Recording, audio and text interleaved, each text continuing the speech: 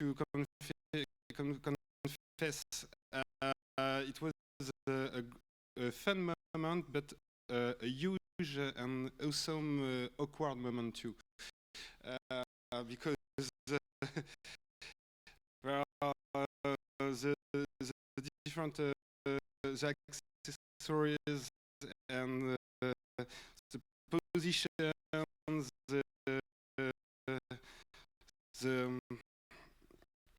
the situations was really really awkward.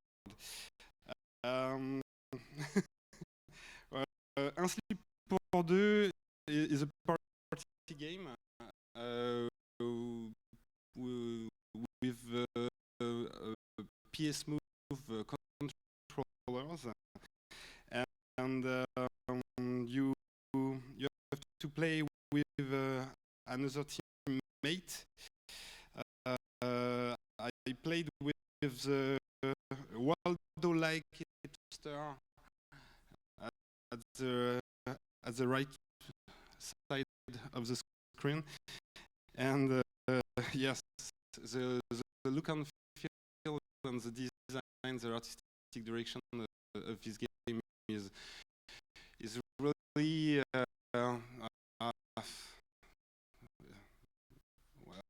what the fuck? Yeah.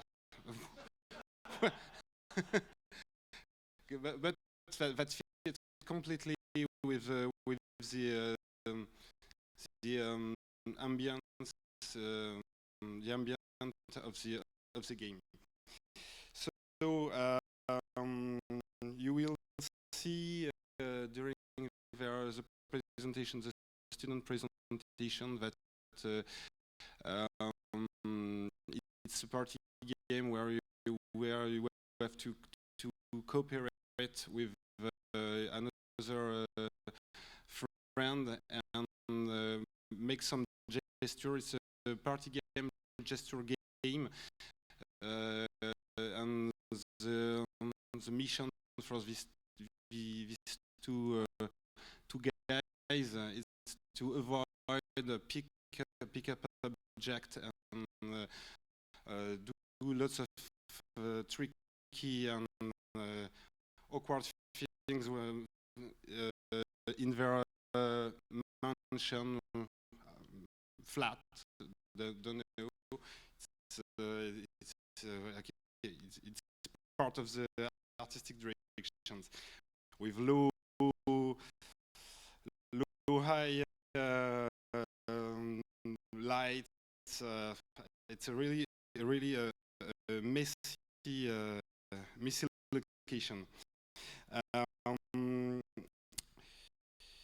Yes, I think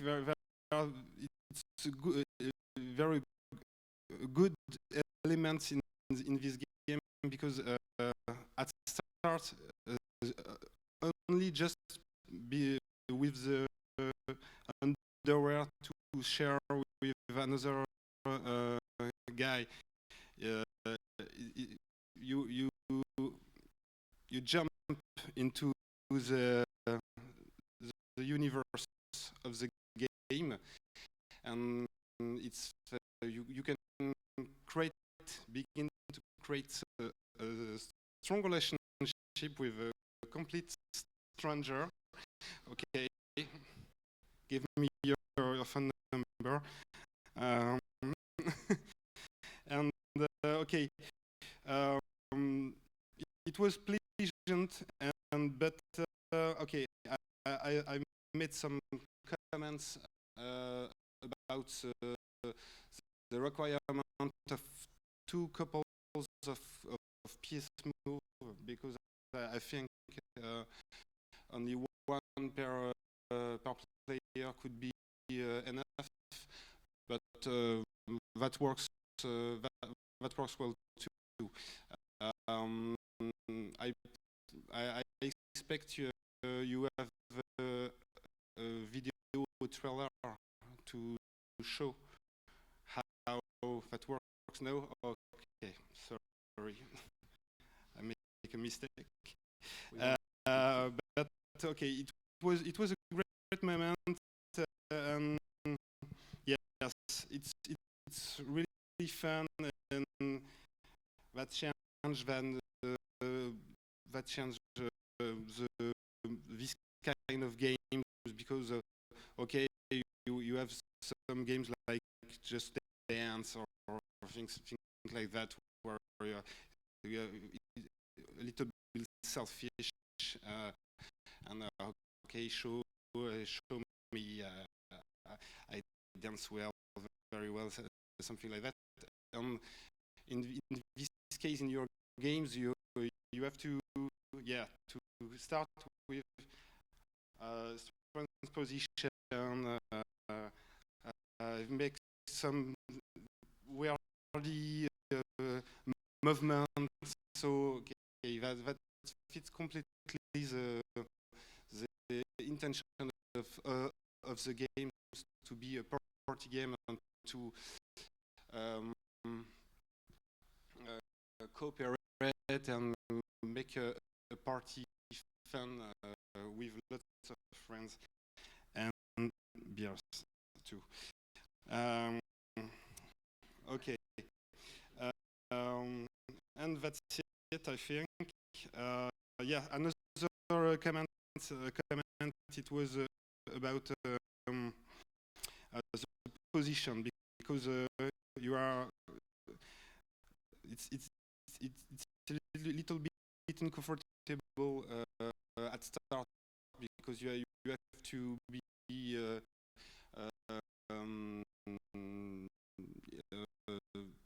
in a well, yeah, how to say, front, you are lateral from the TV, from the screen, and it's not really comfortable during the sessions, but okay, you can think about maybe add more feature or more arm mechanics, where you could force the players to move with their underwears. So, okay, I let you start your presentations, and thank you very much.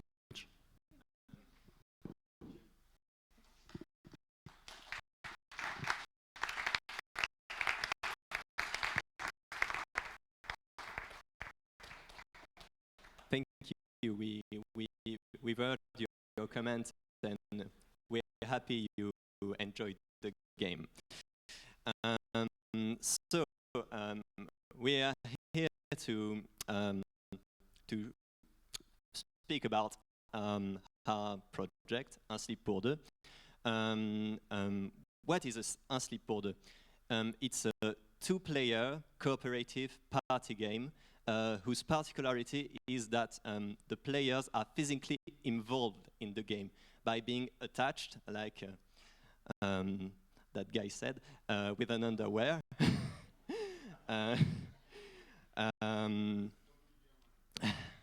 Sorry. And they control their character with PS moves, so that they control it in a realistic way and in a more immersive way. The plot is that you play the role of two flatmates who are suddenly waken up by the doorbell, and they have to wake up quickly, and accidentally they put on the same underpants, but they still have to cross all the flats as fast as they can while cleaning things up, because the apartment's a mess. And they have to do it fast because the visitor can get bored and leave, which are the bad end of the game. I will let Camille, one of the game designers, speak more about the game.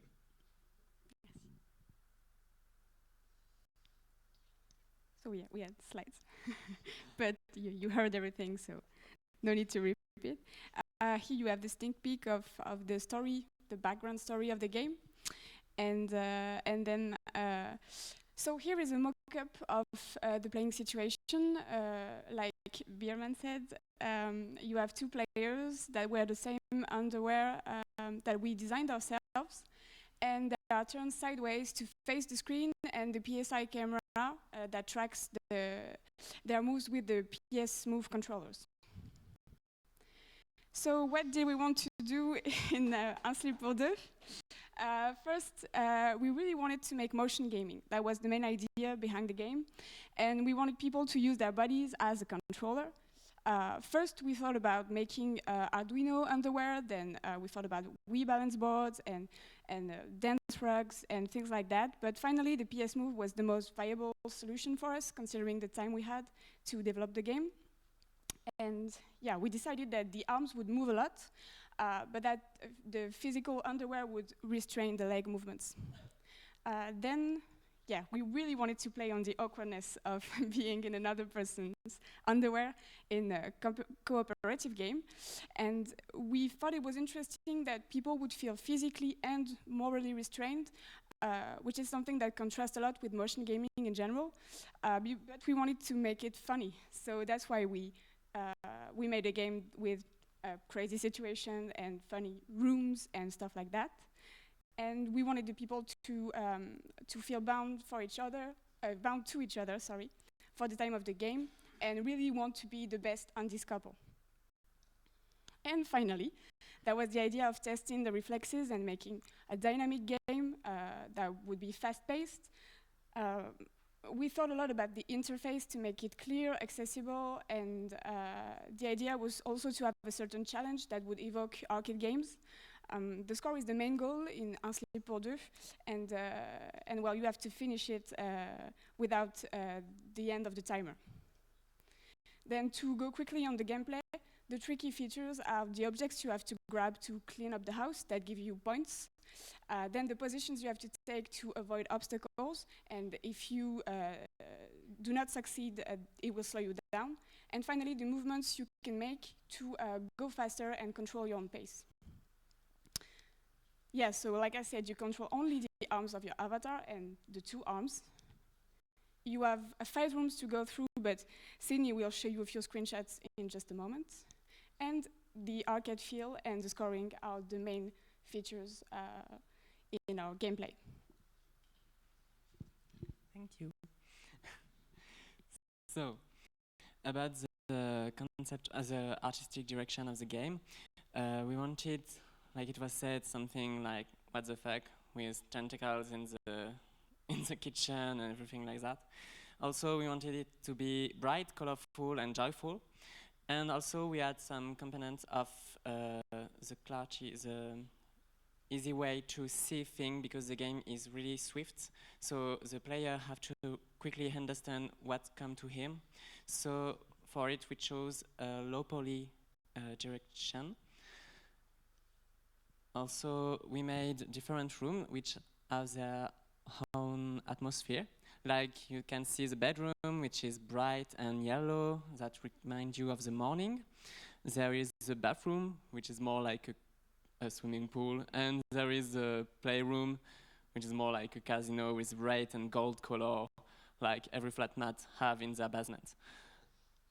Also, about the character design, we wanted to have 2 really different characters, but as you may have seen, the game is not that much narrative, so we wanted to perceive their personality through their looks. About the sound design and the music direction, we took a large inspiration in the cartoon and the arcade game, but we wanted it to have like the French touch, and so we turned it into Eastern style. So that's why the music is kind of Eurodance and things like that. So the main inspiration were Sonic Heroes, like for the swiftness, and also Space Channel 5 for the dancing mood in the game. So I'll ask the team to come on the stage.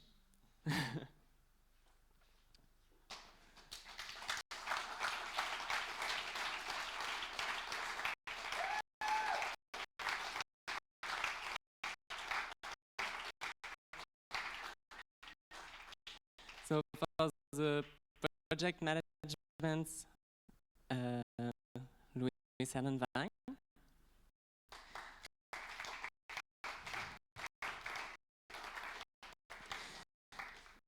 The artistic direction was made by Viviane Bicaba.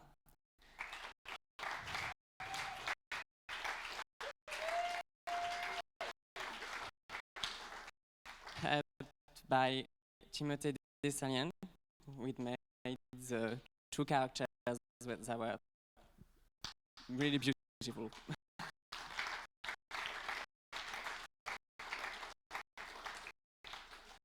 For the programming part, there were Rémi Pierrot and Fabien Fouetillou.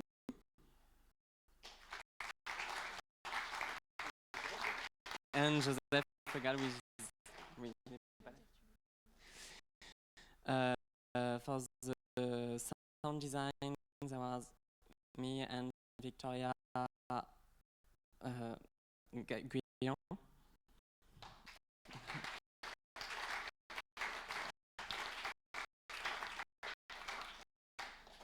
And for the game design, Camille Moreau and me, Sidney Gide.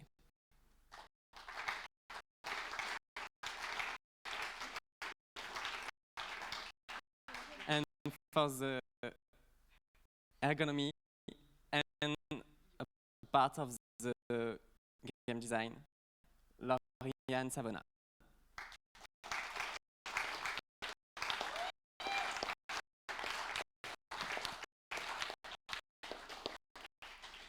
Thanks for your attention, and if you have any question, please be free. And go and try our game. It's still there for 1 hour, so it's really great. So come over there.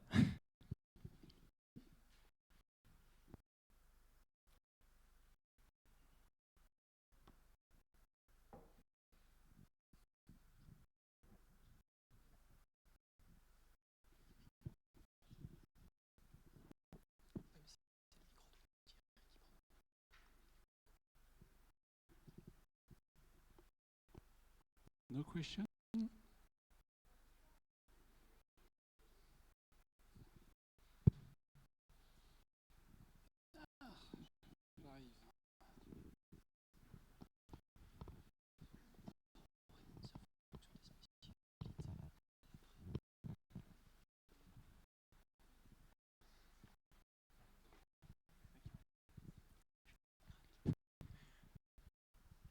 Just a quick question. Did you ever, I'm very much in love with your game. Did you ever consider a character editor? Because I think that would profit a lot from this.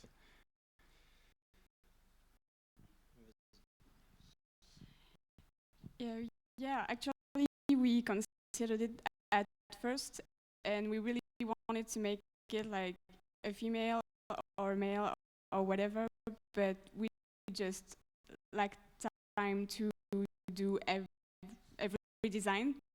But yeah, that was obviously the idea at first, to do whatever crazy character you want to do.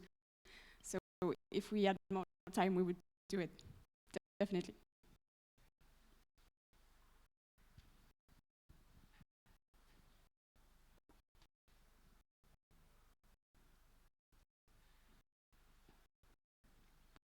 Bon, bah, merci. Thank you.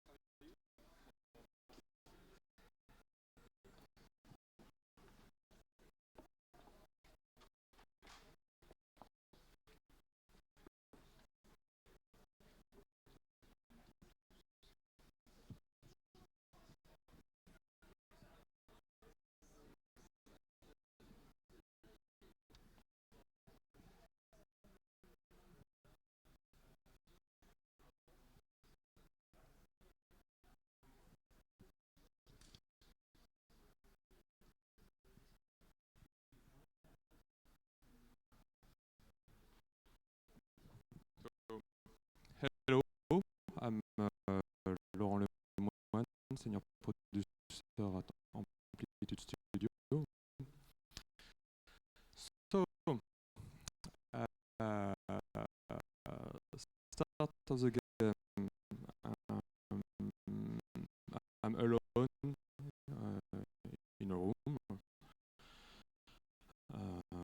with third. Wait, okay. Third person point of view, and I want to move forward with the controllers. I did it.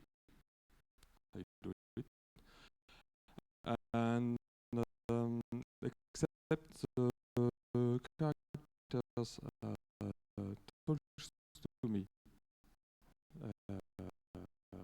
The player. By the way, you have made an awesome job on the voiceover. Great job.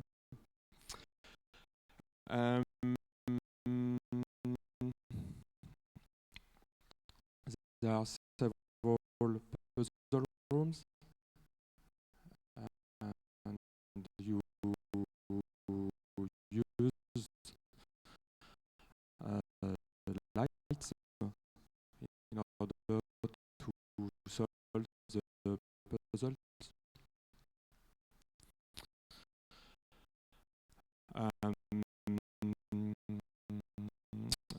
There are lots of dead bodies.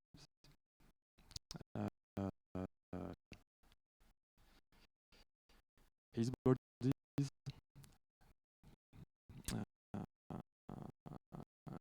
Sorry for no name guys.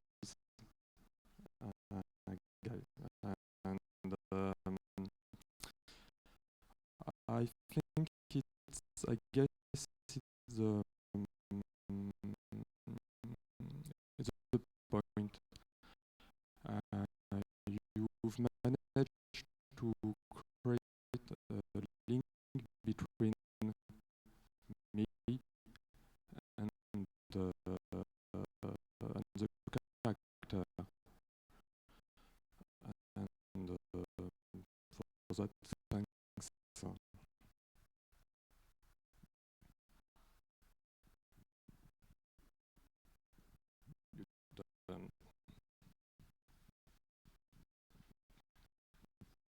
Thank you for the feedback.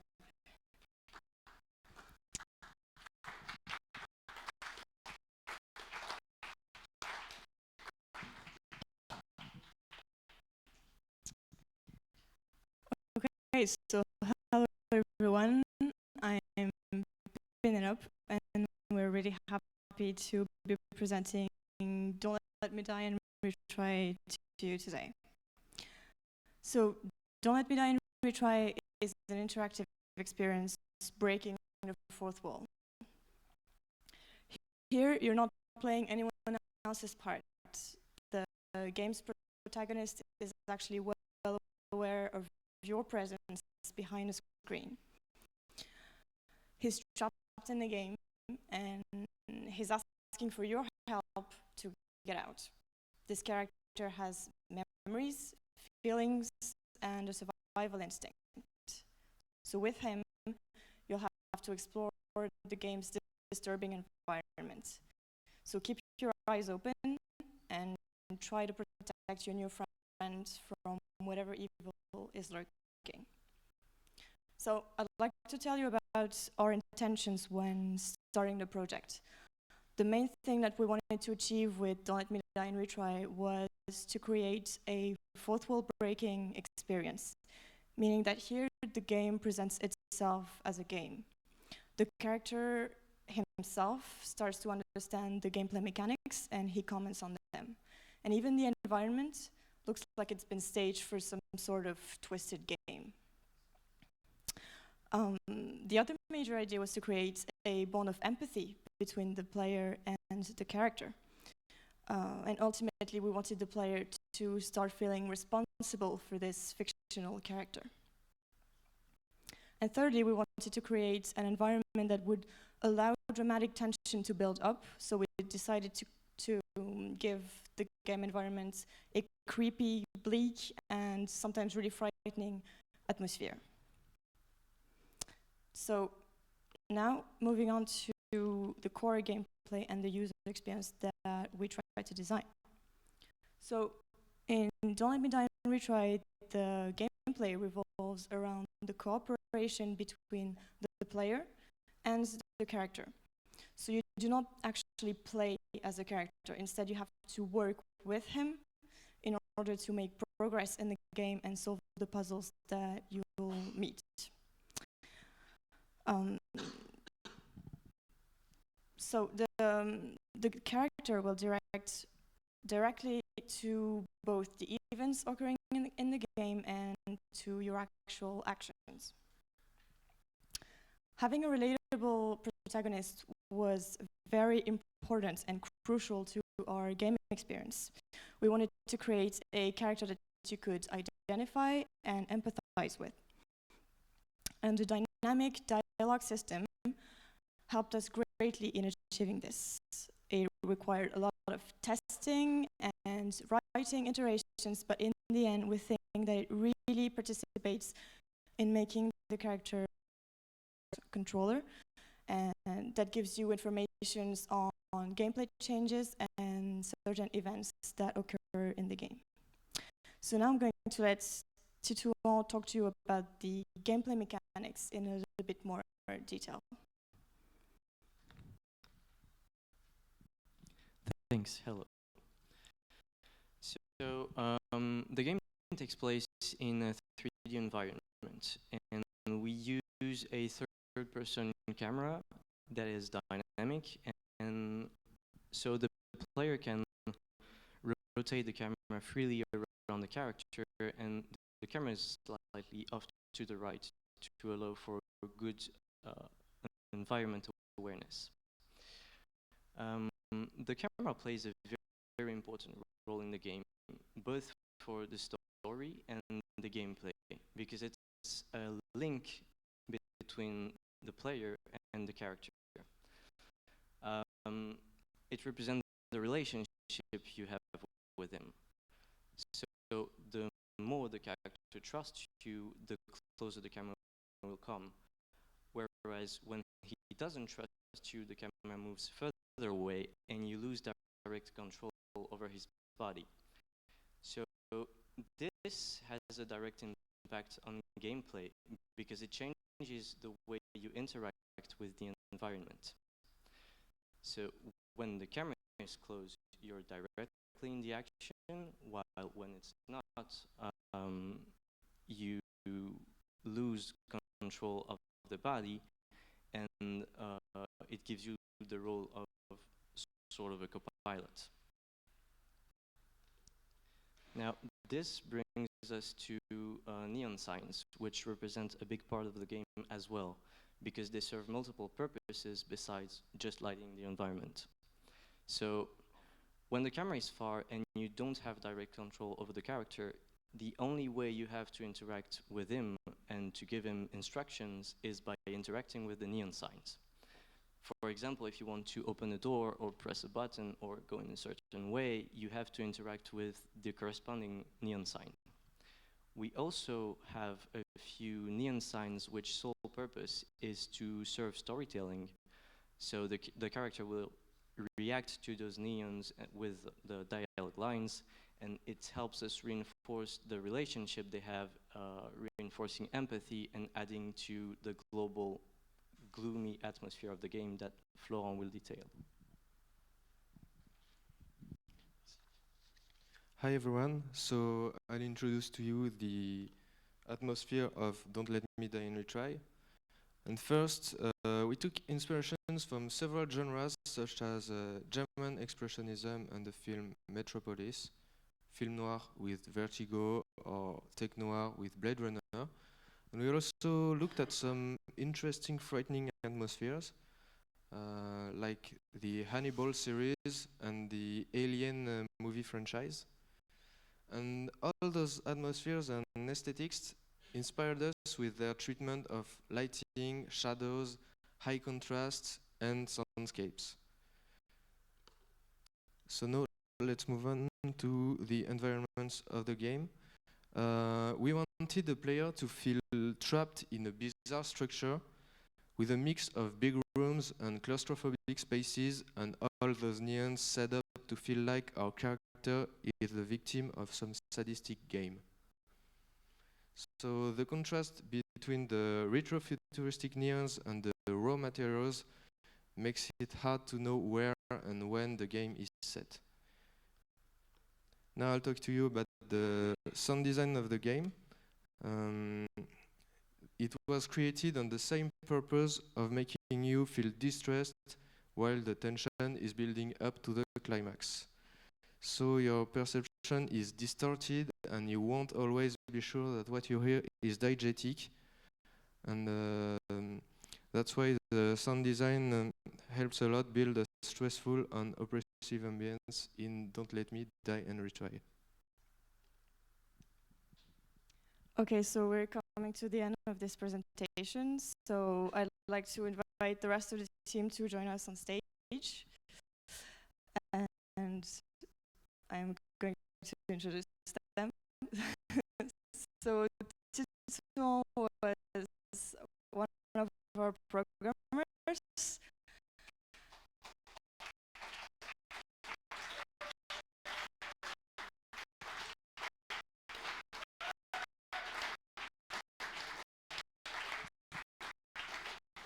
And Florent was our sound designer.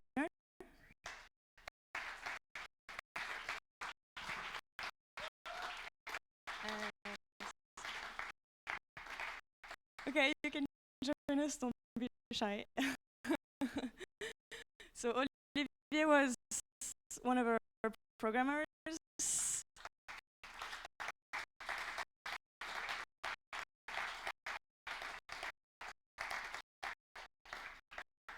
Pierrick was in game design.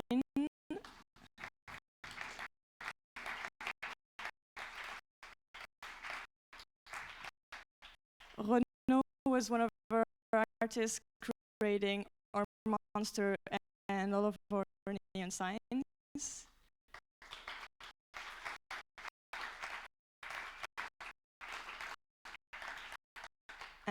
And Lenny was the other artist making the character and the game environments.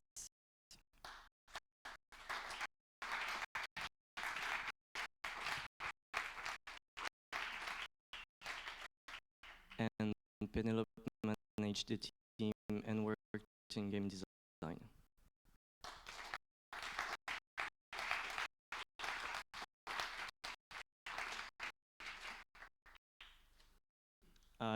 If you haven't tried the game yet, you can try it. We're on the first floor, and we'd be happy if you can bring some feedback. You can also find us on social medias. Don't hesitate to download the game. Thanks.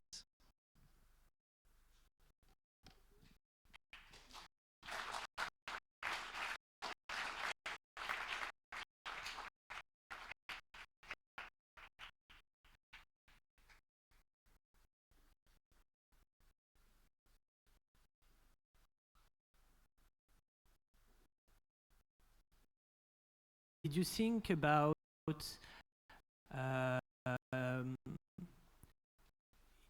in which game the character that you talk with is?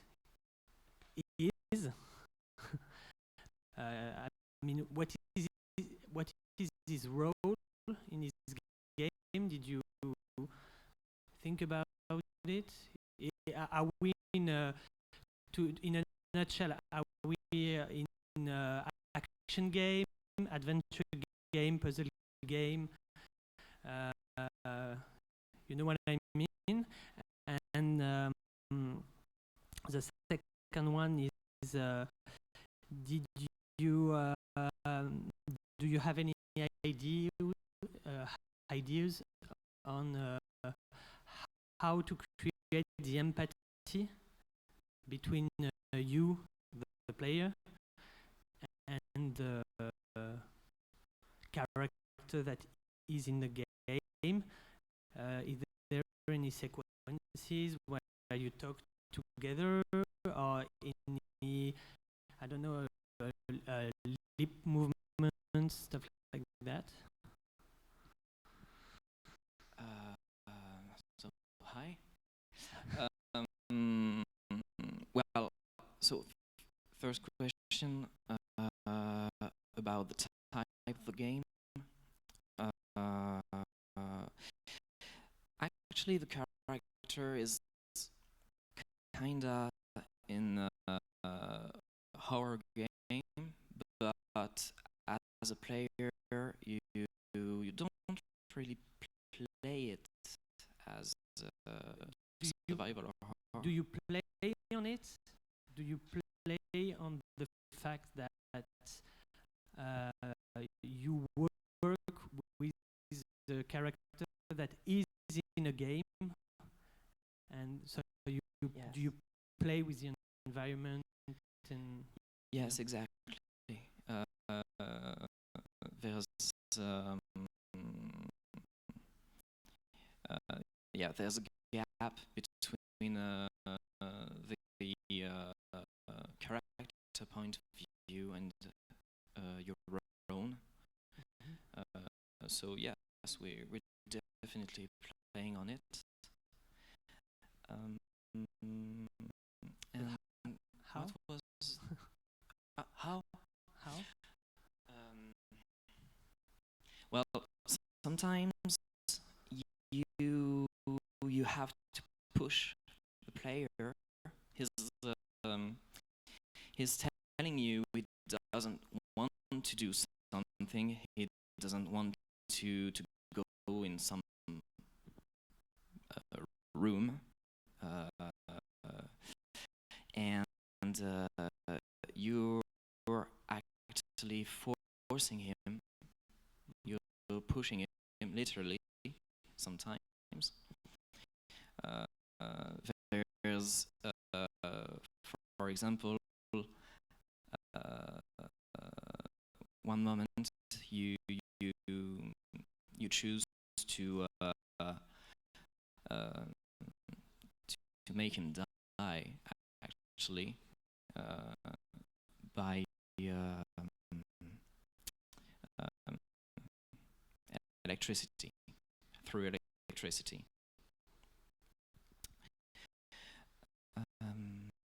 And what was? Can you repeat the second question, please? I'm sorry. The The second empathy. question is about the gimmick of for creating empathy. But you didn't really reply my question. Sorry. Maybe it's not clear, but it's like I don't know if the character that is in the game is I don't know, vampire hunter, or if he is a cop, or if he's a housewife. You know, his reactions are totally different. If he's in a sim, you know, so do you play with the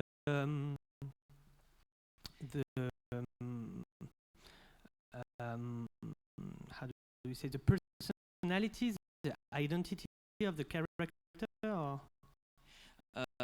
you see what I mean? Yeah. I see. Well, so yes, we do. Our character is a journalist student, um, and he just wants to get out of this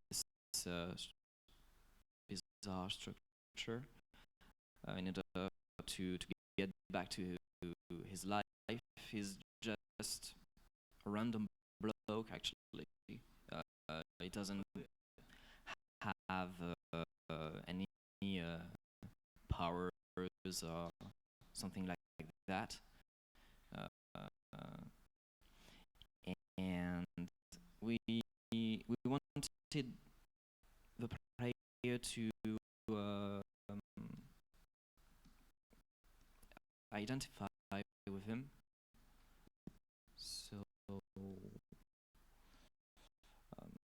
yeah, he's quite normal, actually.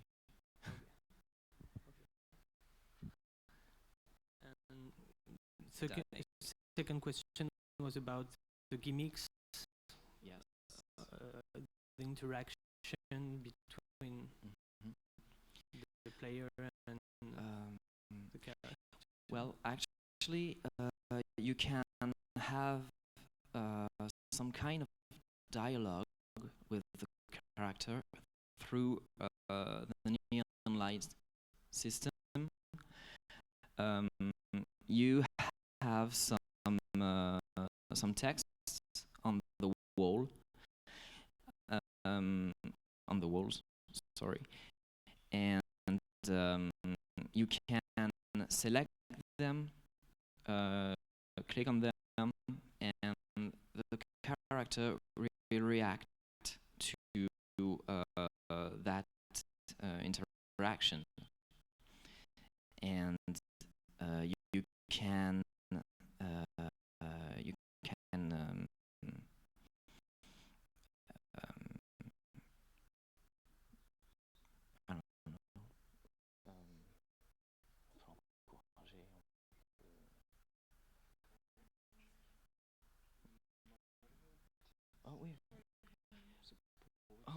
Yeah.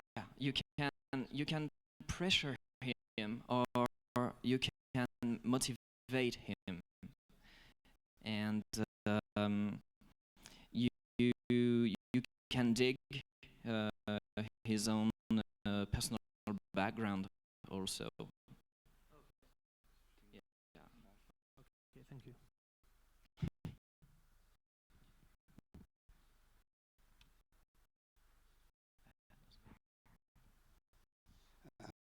Just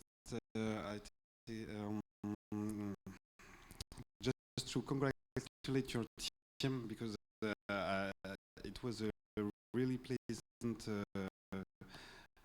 game I played this morning, and it's really rare to see a mix between a game and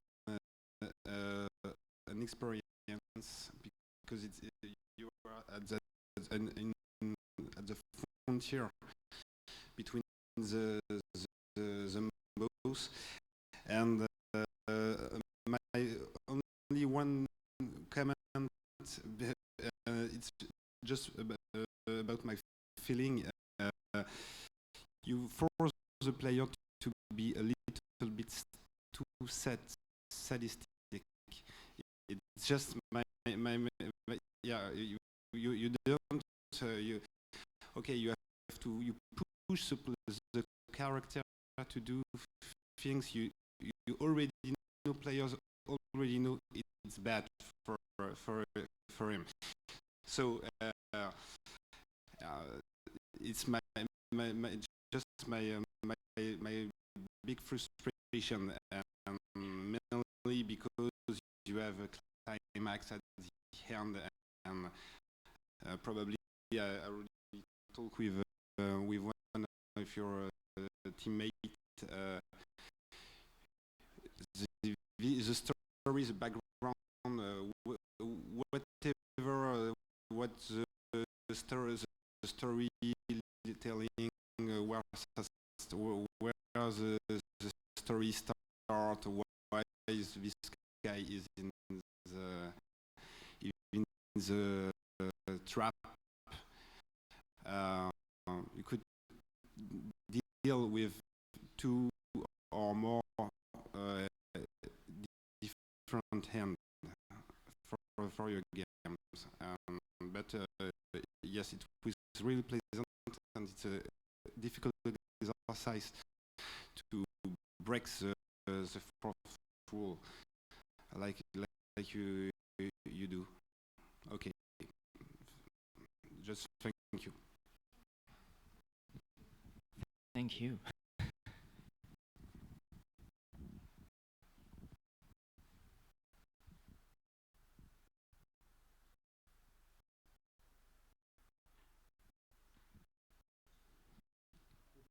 Bon, bah, merci. On va passer.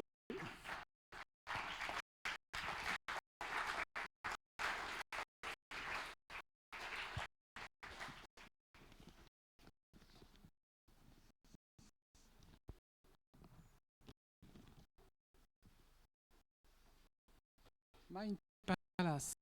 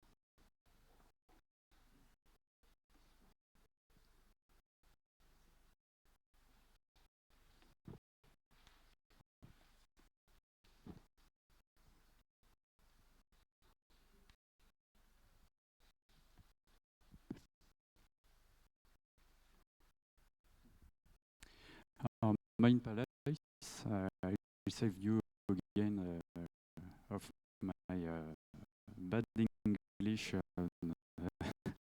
bad accent.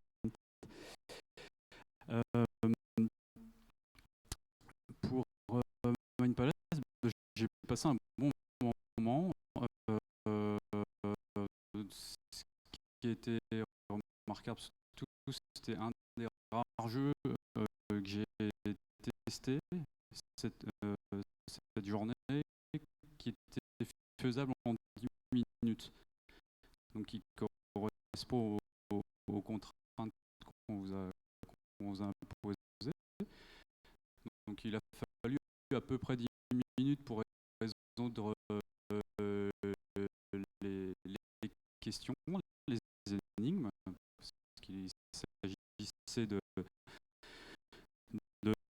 répondre à une série d'énigmes. Enfin, je ne vais pas spoiler, mais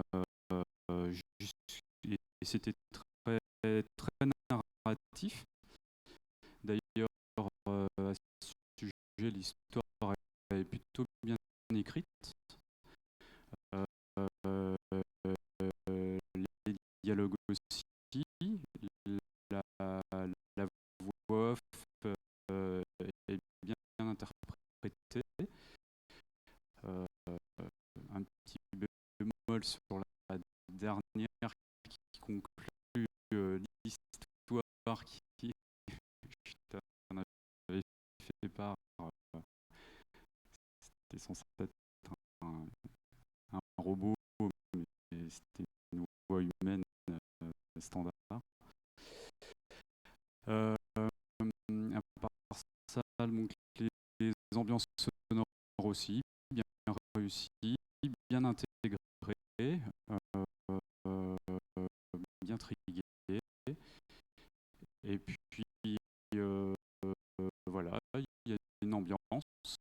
Alors, au sujet de l'ambiance, on a un petit regret peut-être, c'est que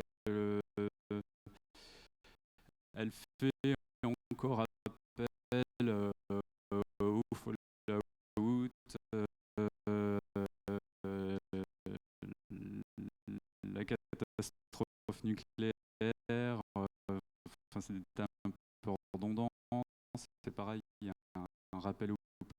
avec une musique des années 50. C'est peut-être des thèmes entre Bioshock, Fallout, dont on a un peu marre. On aurait peut-être pu trouver quelque chose qui évoque le passé dans une autre époque. Mais à part ça, voilà, j'ai passé un très bon moment, donc bravo. Thank you very much. Thank you for your feedbacks. So,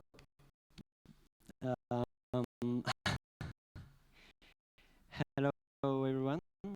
I have to mention that the sound is not working on the computer, so we will show you a trailer, but with no sound. Sorry.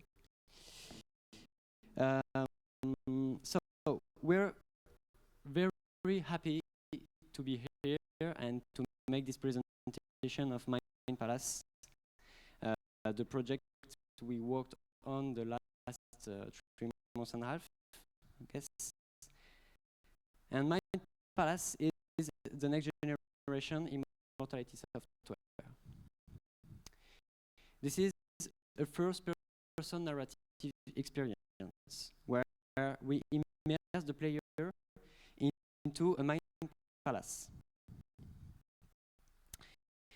This is a place where every element, every object, the whole environment is bound to the story.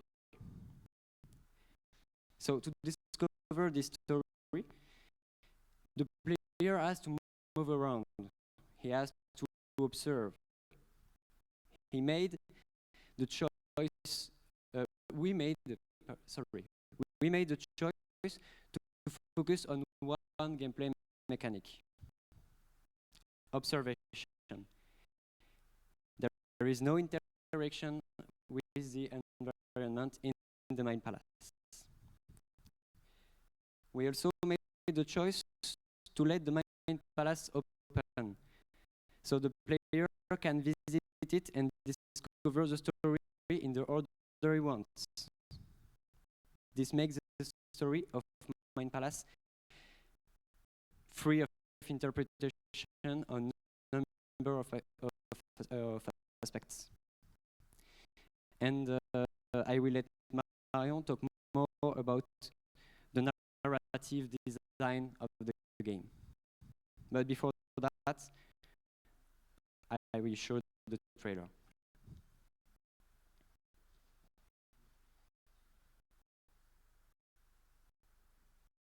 Bonjour, je m'appelle Juliette et je travaille actuellement pour les assurances Afterlife. On m'a demandé de parler de mon job, mais je suis pas sûre qu'opératrice du programme Mind Palace, ça vous dise quelque chose. Vous devez déjà vous demander qu'est-ce que c'est le programme Mind Palace. Pour y répondre, ce serait plus simple de commencer par une question. Est-ce que vous savez qu'aujourd'hui, vous avez la possibilité de vivre pour toujours? Et c'est possible justement grâce à ce programme. Le principe, c'est que de votre vivant, on peut stocker votre identité. Et quand vous serez mort, on pourra vous réincarner à partir d'une intelligence artificielle vierge. C'est un peu compliqué d'expliquer pourquoi, mais ce sera vraiment fou. C'est justement mon travail d'éveiller. En gros, je dois guider ce nouveau vous en construction pour que tout se passe bien. Je ne sais pas ce que je pourrais vous dire de plus pour vous expliquer, alors gardez ça à l'esprit, pensez-y et j'espère qu'un jour je pourrai vous aider vous aussi.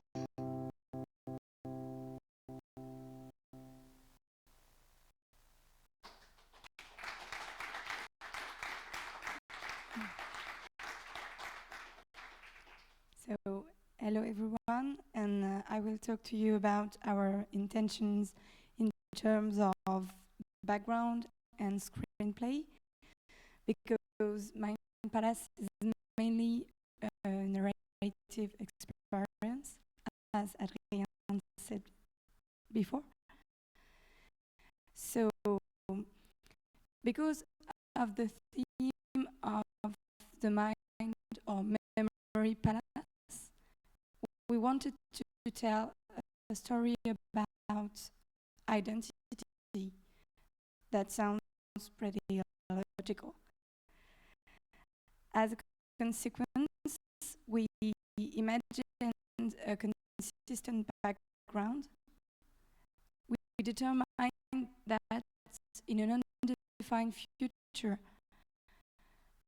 an identity can be digitally stored in a program called Mind Palace, developed by Afterlife Insurances. This company promises their customer immortality, implementing an artificial intelligence in this program after their death. And this artificial intelligence, which is supposed to be able to study them and then really become them. That's for the background. For the screenplay, in the game, the player embodies one of these implemented AI and is on the way to become a real person.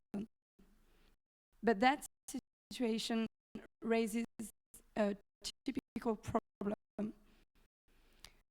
Who really is or will be this artificial intelligence? Will this AI become the person it is supposed to, the owner of the Mind Palace, or just an indifferent copy of him? Or will it become another person with its own identity, feelings, and wishes? To let the player make his or her choice, we define two entities, two opposite forces. On one hand, the owner of the Mind Palace, who is only reflected in the visual environment that the first person the player can identify with, because this is the first goal of the game. And on the other hand, Julia, the Afterlife Insurances operator, whose voice is the only perceivable aspect. The relationship the player builds with her during the game may enable the emergence of another identity for the character, especially because Julia reacts to the player action, making him or her feel a bit unique. So I will let Felix talk about graphics and sound detection.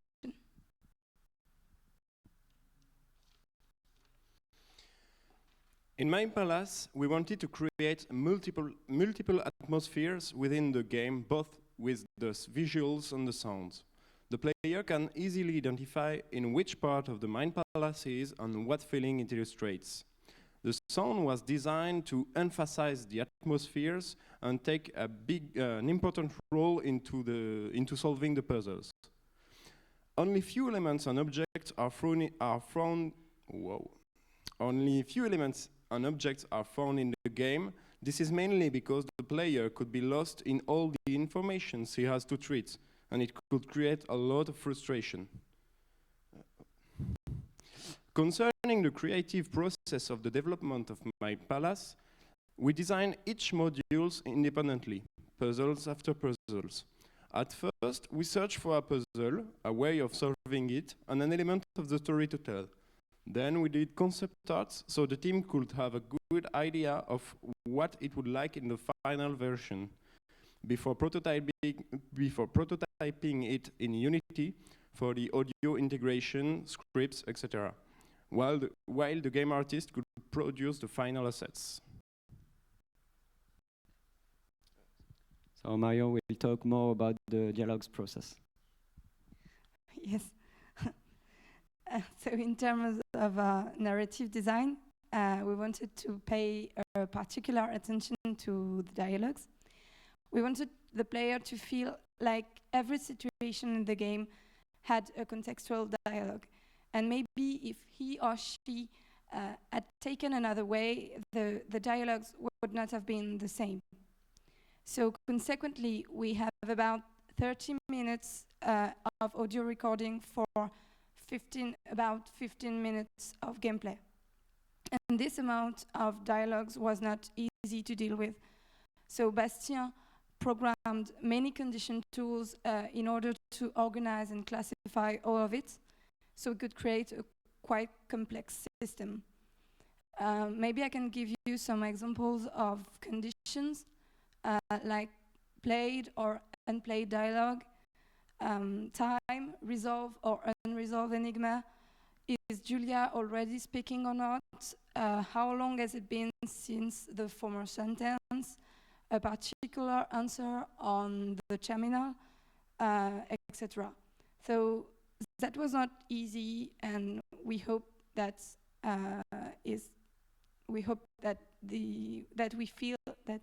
we will feel what we wanted you to feel. So I will let Adrien talk more about what could be next. Yeah, what we would love to do with the Mind Palace concept, we have imagined two possibilities. The first one is the one we call the big one. The big one is make it a bigger game, like I don't know, a 3-hour game with a lot of enigmas, a lot of enigmas, and a character very dense, a very dense character, more dense than it is now. We could do that, but we could also make it an episodic game, and we would call it the Mind Palaces, meaning each Mind Palace come from the mind of an individual, and with the episodic format we could write the story of multiple characters, and if you play all of the episodes, you understand that all these characters are linked and share the same story, like I don't know, in Cloud Atlas, if you have seen it or read it. So these are the possibilities we imagined for the concept of Mind Palace. Sorry. To finish this presentation, I'd like to thank the whole team, because we are very proud to have made this game. So the sound design, Florent Chardevel.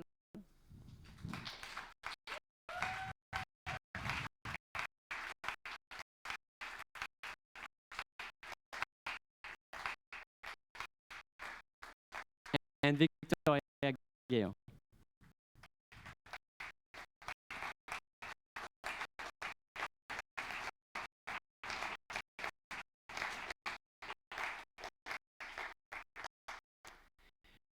For the game design, Maxime Petit.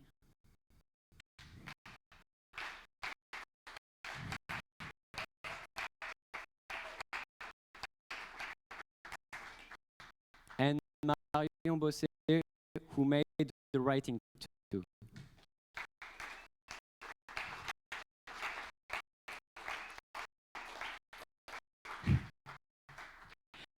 For the game programming, Bastien Jaffery, who's not here because I'm sure he is playing Crusader at this time. So you can upload in. But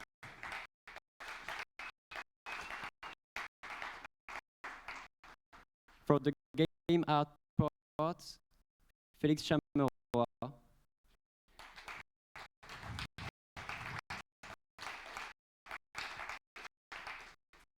And Emeric Thévenot.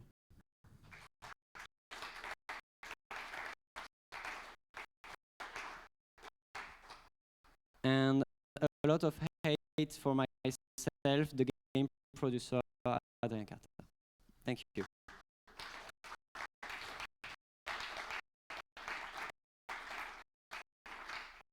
So if you have any question, be free.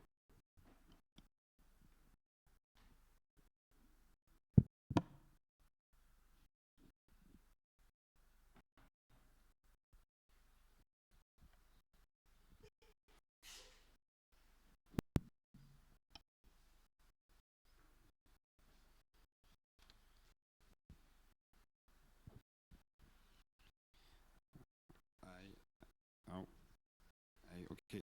It's not a question.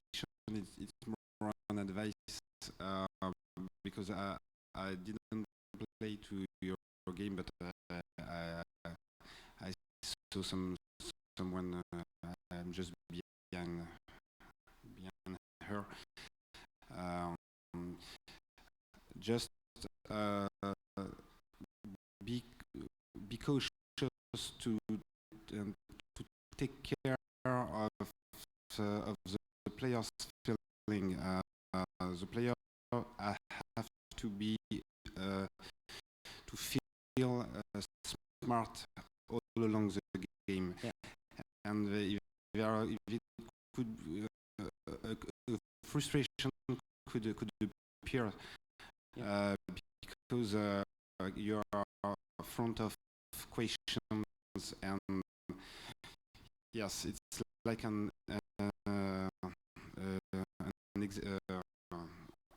exam and graduate. Okay, sorry. Yeah. Yeah, and you could create a huge frustration because okay, the system asks me something, and how I can deal with that, and so in general in puzzle games, adventures games, you have to take care about okay the feeling, the game, the player's feeling. Okay, I'm smart.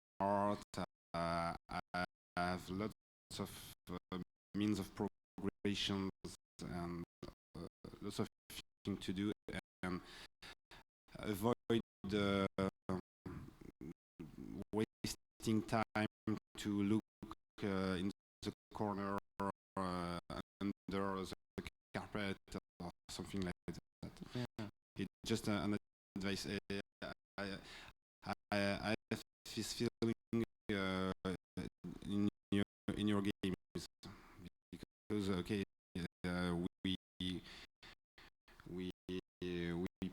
yes, let's 10 minutes, and without the help of one of your teammates, basically we drop. We will drop it. Okay. Thank you for this feedback. The first thing I would have to say is that we made a lot of playtests to base the frustration that could emerge from the game, and to avoid more frustration, we made the Mind Palace open. So if the player can't answer one enigma, he can take the time to answer another. Like in a game like The Witness, if you can't solve a puzzle, you can solve another. But we have other mechanics that Marion can explain. Yes, thanks for your feedback. I want just to tell that we definitely need more feedback and maybe clues, and that's right that some enigma were more difficult than another one, more difficult than other ones. So yes, definitely we need to add some clues to make the player feel smarter. Yes, and knowing that the fact it's a puzzle game, so we can't give the answer to the player like that. We like to think the player can play on its own, at its own, and at its own pace, not stressed by the fact that he has to play all the game. So this is very different when you play it alone, and you'll see it if you download it on itch.io. Other questions?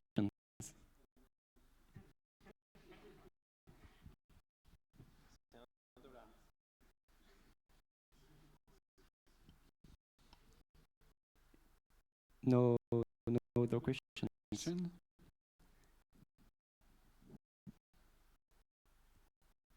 okay. Thank you very much. Thank you.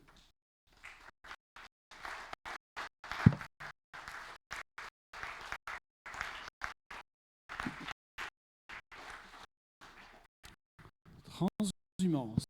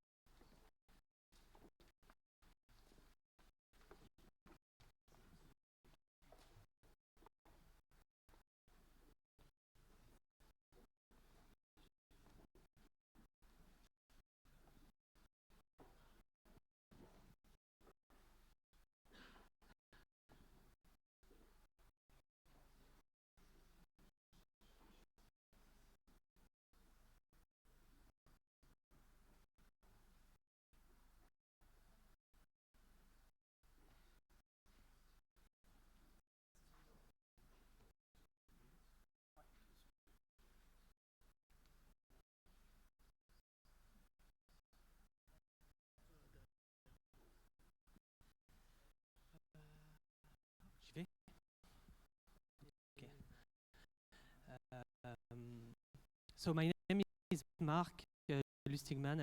I'm producer at Darjeeling. I had the honor to play Transhumance this morning, and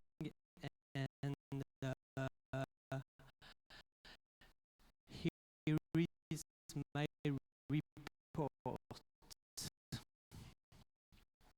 So I really love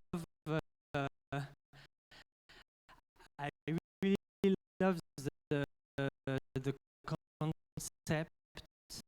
I think it's very coherent. You in the type of flower and journey kind of game, and I think the choice of the shepherd it's very peaceful and it works very well.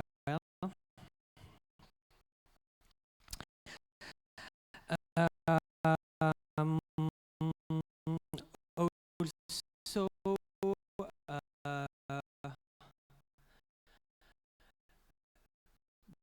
big shout out to the guy the girl who made the artistic direction. I found this very, very smart and very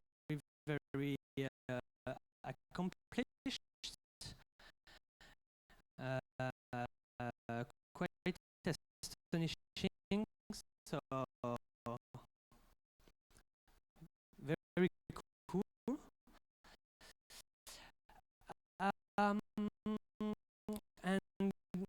here is my remarks. So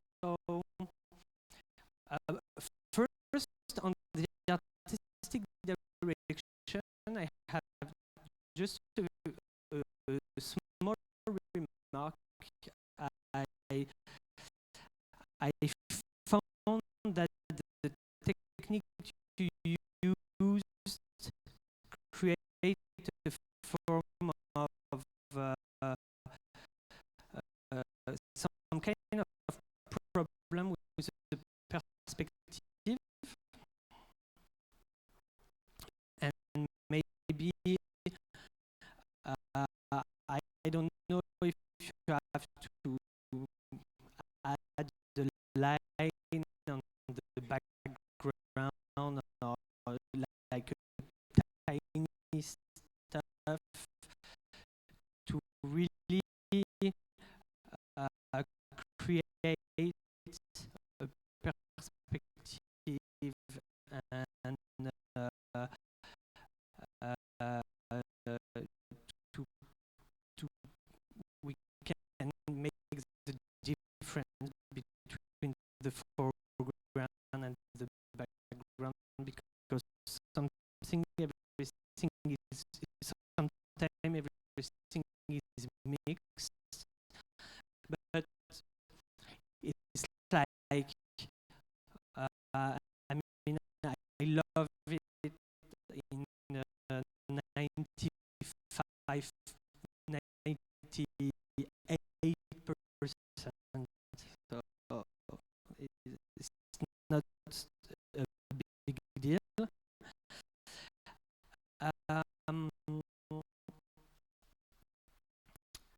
I found also a bit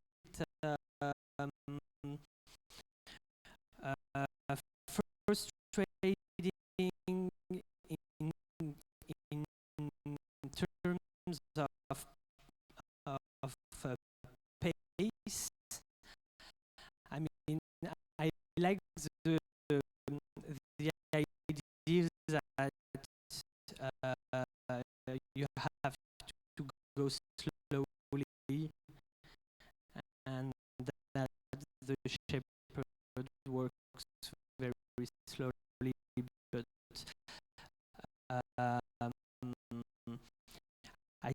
think the levels are quite big, and sometimes you just feel like it's a bit annoying to work for hours.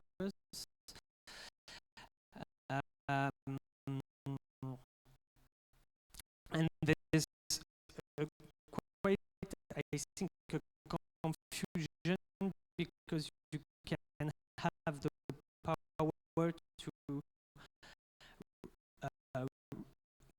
go fast. So it's cool for the puzzle, but as you can do it whenever you want, you saw me, I did it all the time, you know. So maybe you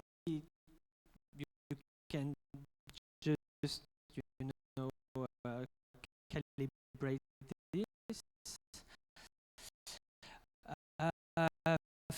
Finally, I really like the concept of whistling to move.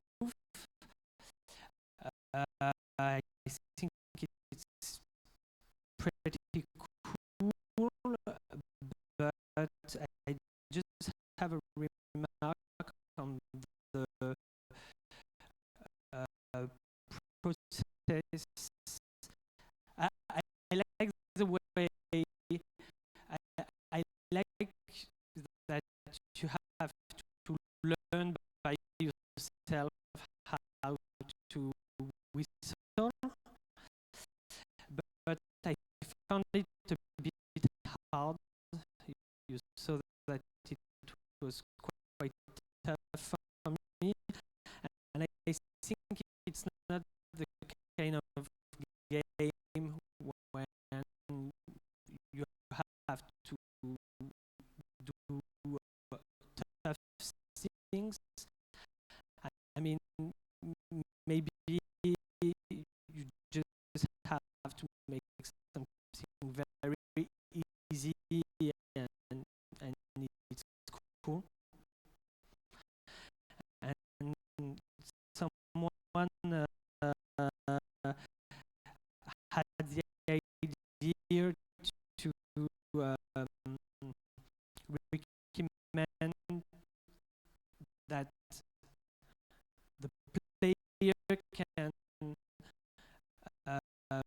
record his own whistles, so he can customize,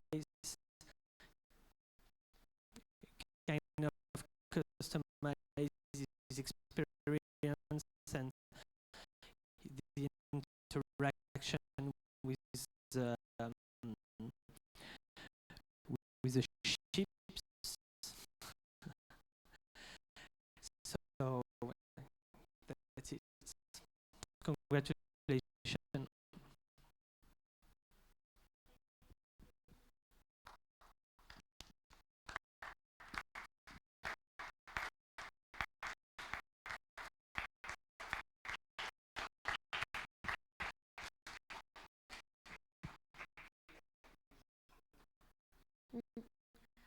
Hi, we're here to introduce you to Transhumance. So first we will make you watch a trailer.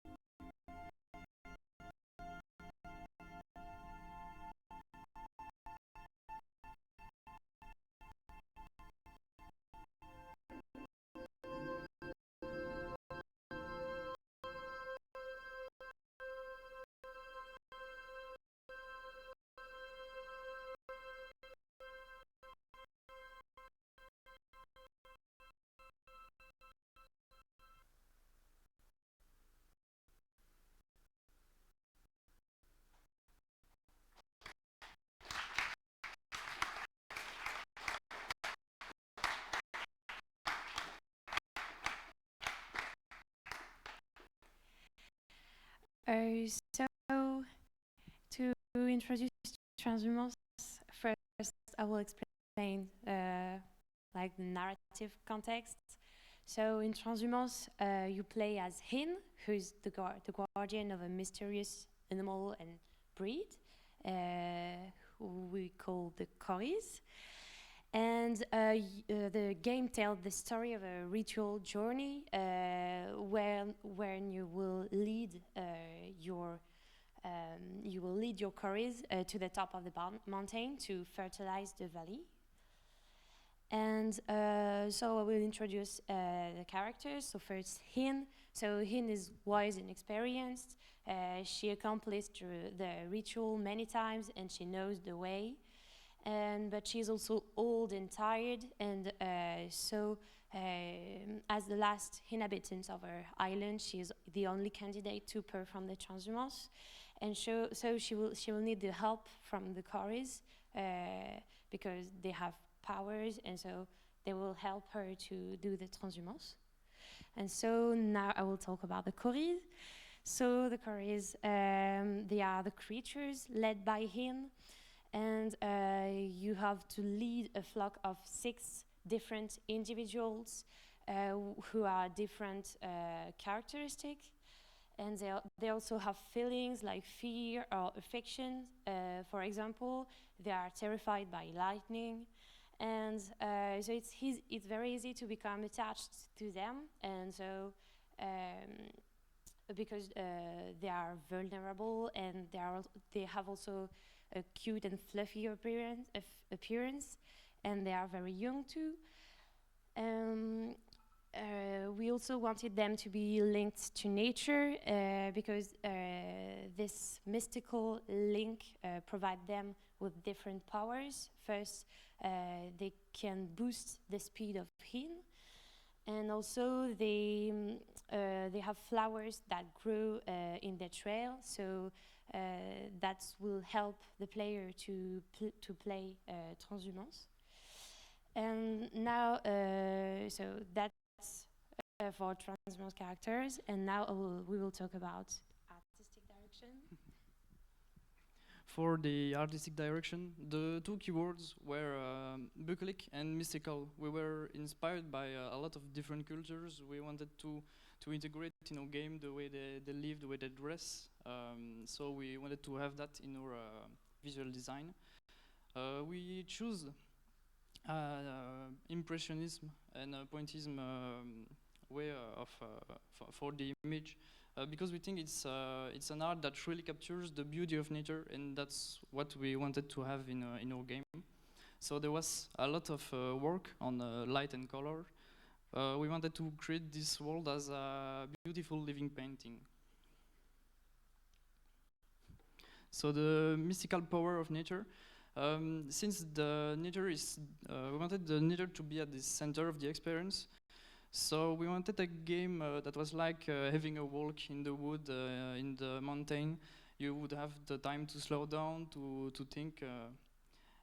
So our main goal as an artist was to create some unique places you would like to go to and you would like to travel to. We also worked a lot on musical ambiances mixed with nature sounds to create this feeling of mystical power of nature.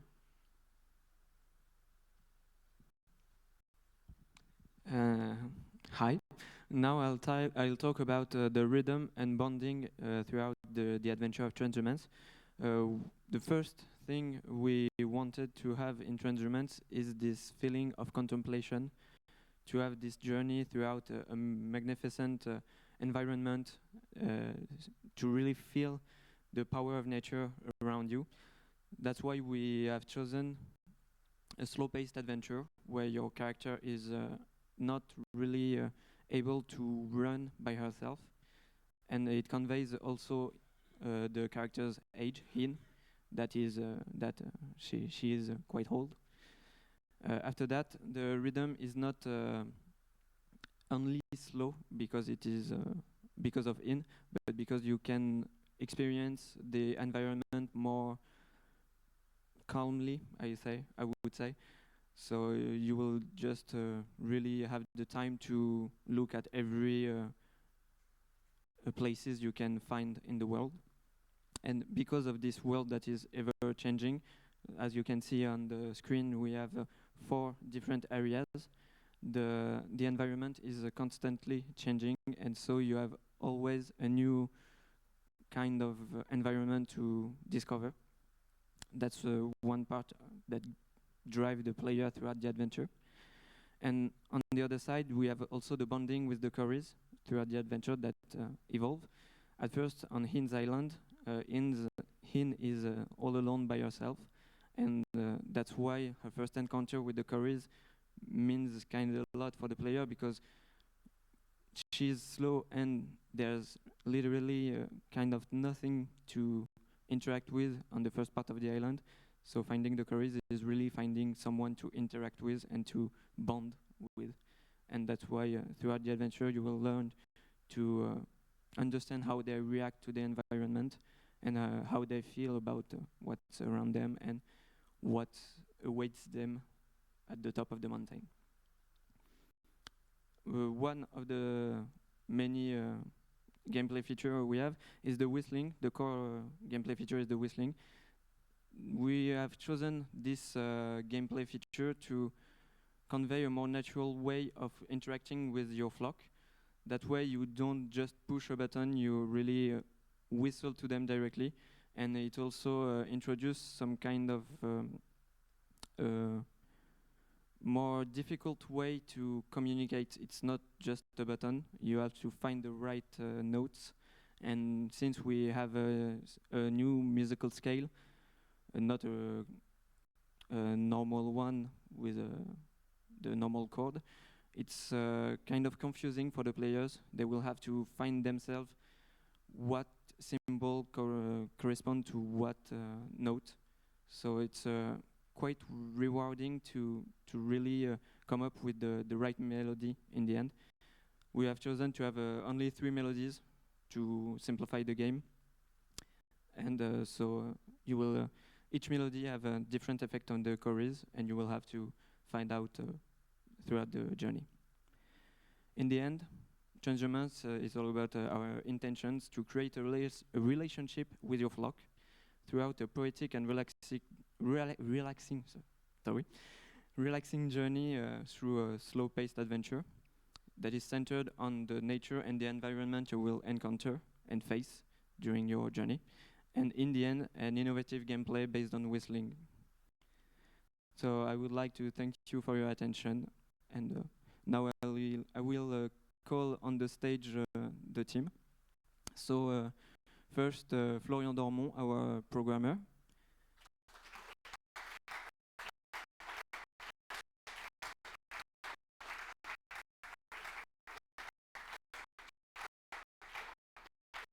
And then Damien Pochak-Cotillou, our sound designer.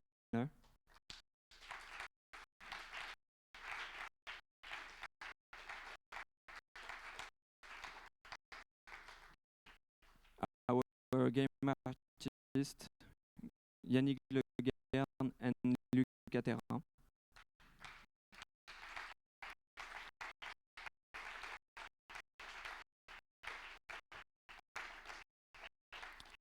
And finally, game designers, Clémentine Plissonnier and myself, Camille Naouri.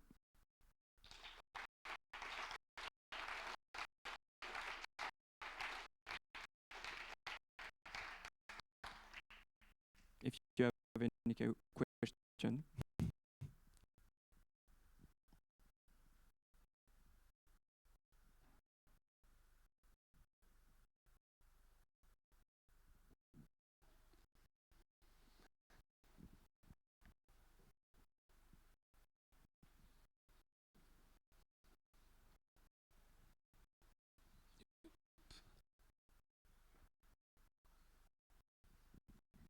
Hi, I really love the art style. I have 2 very specific questions about it. One is regarding the specific references that you are using, such as impressionism and puntillism. The second one that I remember has the same size of dots, no matter the distance of the objects represented in a painting. But what about that happening in these third-dimensional spaces? How are those dots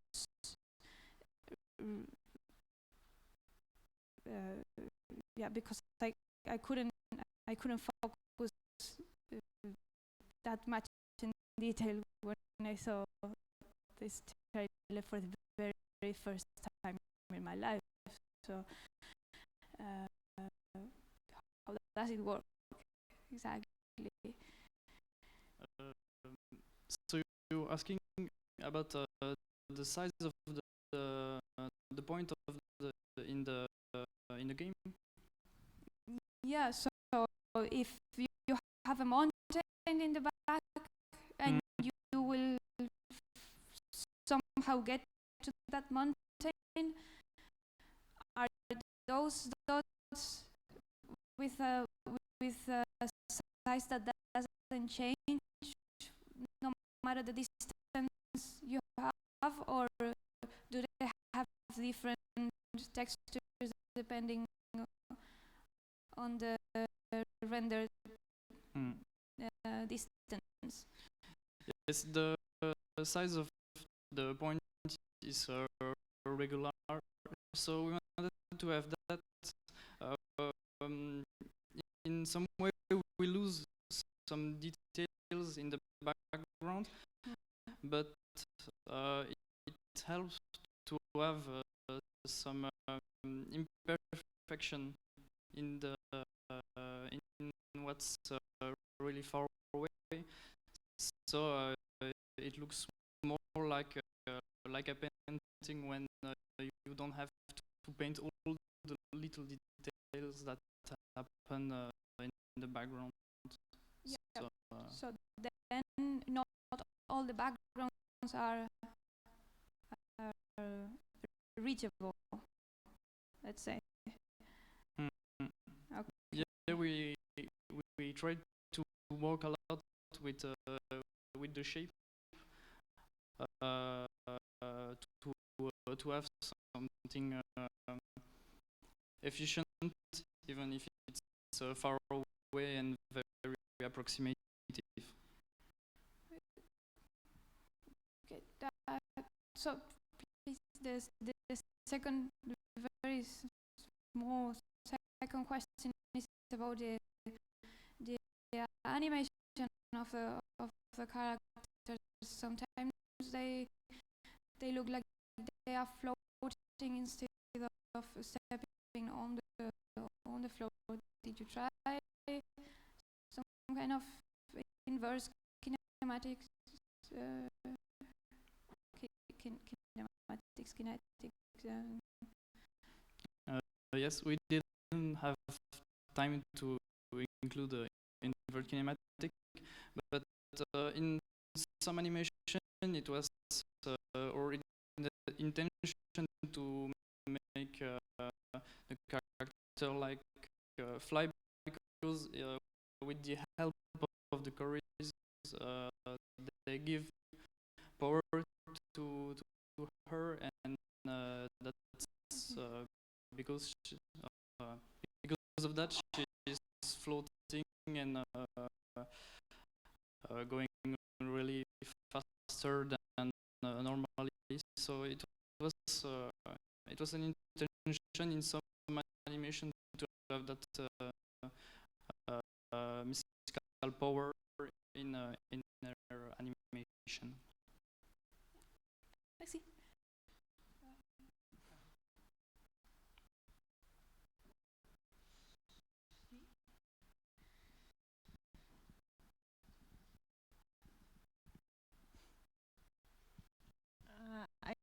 just wanted to add to Cassie's question that maybe it's because when you have that,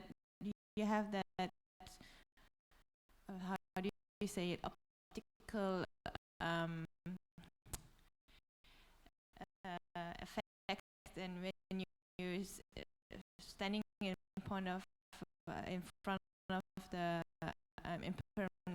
impressionism or pointillism painting, that how much when you go farther away, then you have this.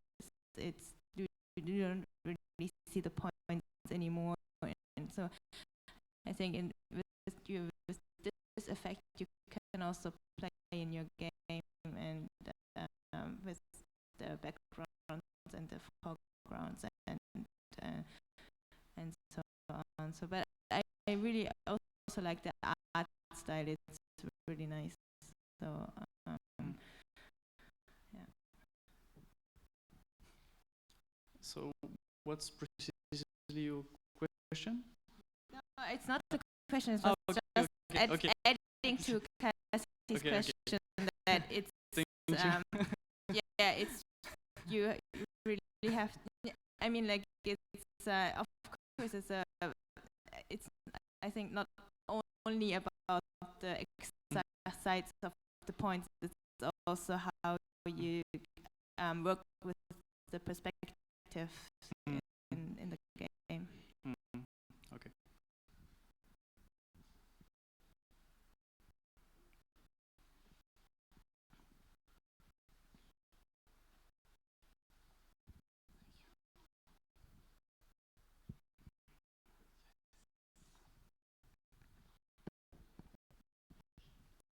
Hi. First of all, congrats.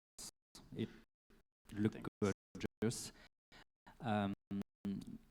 Do you think you have the material to make a longer game? In terms of narration and almost everything, if we had more time, yes, we could easily make a really more deeper and longer experience, I think. Yeah, I'd love to say that.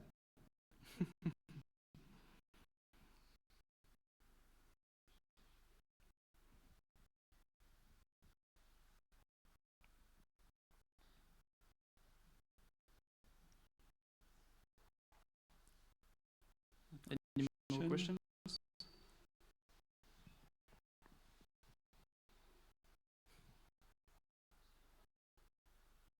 No.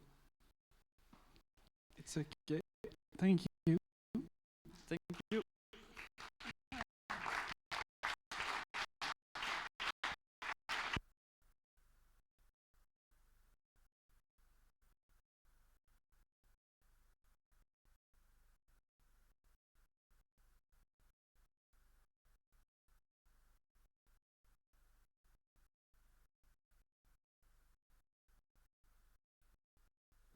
So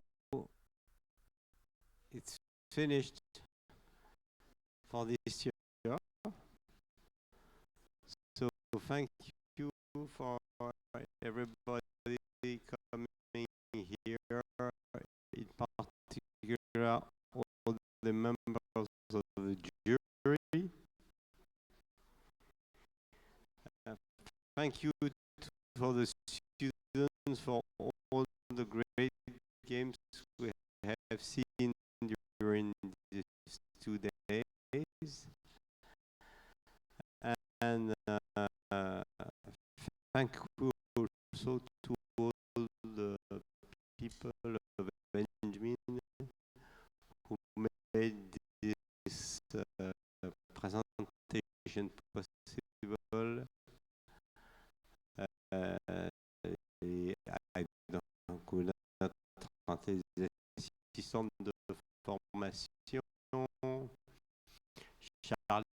Chapelle, Anthony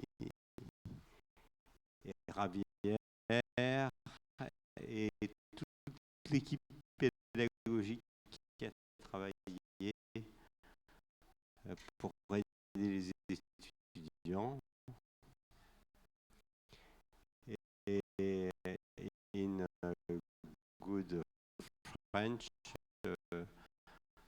rendez